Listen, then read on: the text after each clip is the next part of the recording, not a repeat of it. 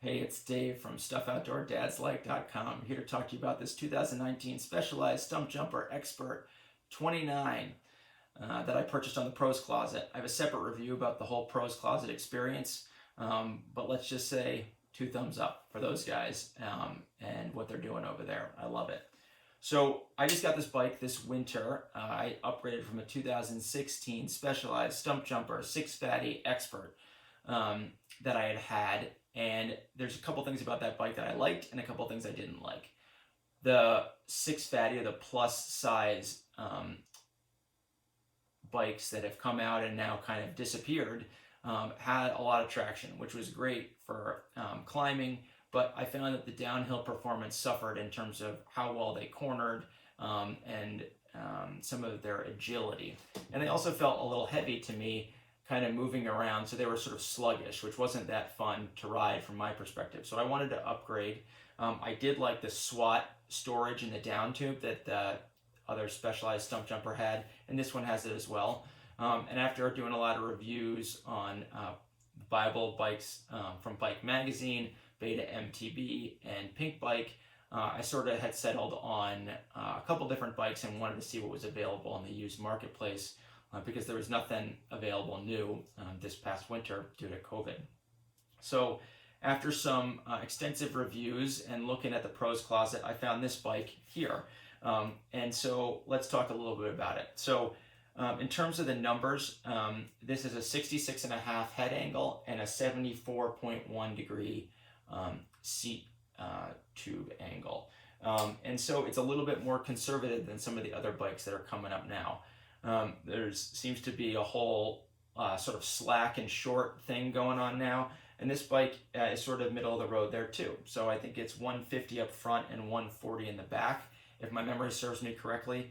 And so it is definitely middle of the road in terms of numbers and sort of its whole attitude. I live in the Northeast, and I have some local trails that are right behind my house that are awesome. They're not particularly steep. So this bike's geometry works very well for those trails, and there's about like an hour loop that I can do that this seems to perform very well on. So in terms of the specifics, so there is the swatch storage, just like my old bike, so in the down tube, so you can pop this out and you can just hold all sorts of stuff in here.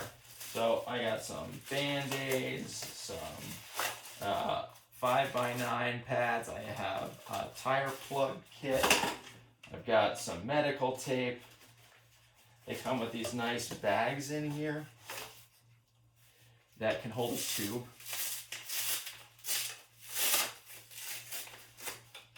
So a tube folded up in there. And then this other bag that seems to be set up for sort of your CO2 canisters, and then I have a tire lever in there as well. So that all fits in this down tube, and then the water bottle holder can just go back and clamp on, which of course I'm not going to be able to do easily now. There we go. The other thing this bike has is a multi-tool in your head tube, in your steer tube, excuse me. So this is just a very small multi-tool. It's got, let's see, maybe a 2, 3, 4, 5, and 6 millimeter Allen. Let's see, 2, 3, 4, 5, 6, and a T25 Torx. So it kind of covers all your bases there. In terms of most of the things that are on your bike, it's not a particularly strong tool, but it takes care of those on bike repairs while you're riding and doesn't take up much space, and it has this kind of spring function, which is great.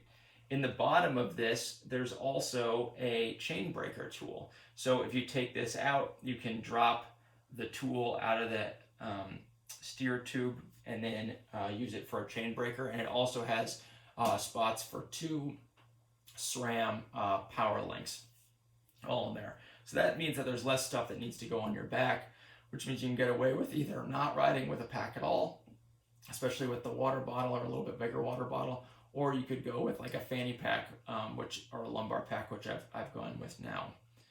One of the nice things about this bike, getting it through the Pros Closet, because all those bikes are spec'd a little bit differently from their previous owner, and if they need to replace any parts, is it came with Guide RSC brakes. And I haven't ridden the Guide R brakes, but Bike Mag did not have good things to say. So that was the one sort of downside, I think, about this bike if you were to buy it new. It was kind of a bonus that the previous owner had upgraded this. There is still, there is a dropper post, a specialized command dropper post with lever here.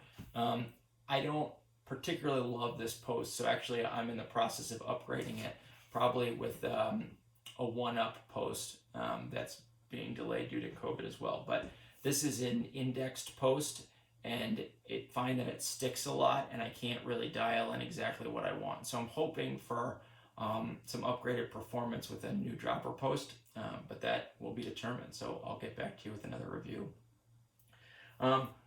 We have Truvative aluminum cranks on this bike, and then a specialized Roval carbon wheel set, which is a nice bonus. And then for suspension, there's a RockShox Pike fork up front, and then a RockShox fork in the back that have worked very well. It took a while to dial in the suspension, but Specialized actually has a nice thing on their website which will let you dial in your weight and your height, and then it will tell you what it recommends in terms of the sag, the PSI that they want you to put in the shocks, the sag, and then all the compression and damping adjustments like low speed compression, how many clicks and rebound and stuff like that, which I found to be pretty accurate. In terms of other components, so obviously this is a SRAM 1x drivetrain with the sort of SRAM Eagle, so that's what, 12 speeds, and then it has a SRAM GX derailleur in the back and a SRAM GX shifter up front, which have been fine. I have no complaints about the SRAM GX compared to like the XX1 or XO or anything like that, which my last bike did have. So I was a little concerned about dropping that, but I have nothing but positive things to say. And this is just a Specialized saddle. I don't know which model it is, but I find it to be pretty comfortable as well. So overall, I'm very happy with this bike in terms of the component layout. We haven't really talked about ride quality. So I've been on this bike maybe 15 rides this year, which is pretty impressive compared to previous years, especially since I have a 1- and 3-year-old at home. But I've been able to get out on these sort of short loops right by my house and been riding it a fair amount. So I really like the suspension. I told you about the dropper post and what I don't like there, but I find that for this, the pitch of my terrain, that the Geo is really good. I don't feel like it needs to be any slacker. I feel like it's got really good climbing performance, and I think the carbon wheels allow it to have a little bit more acceleration than my old aluminum. So really can't say enough positive things about this, and would strongly recommend it for someone else. So that's it. I'll catch you in another review. So see you later. Dave from Stuff Outdoor Dads. Like,